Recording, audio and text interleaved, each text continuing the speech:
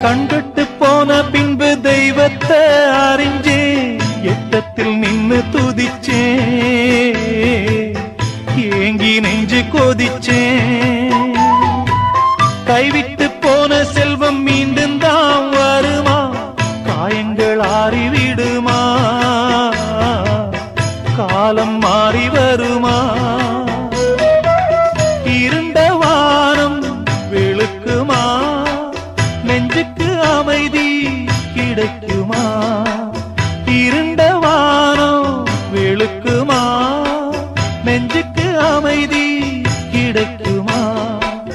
அம்மாடி என்ன செய்ய மன்னிக்கணும் என்னத்தான் யார்கிட்ட சொல்லி அழுவேன்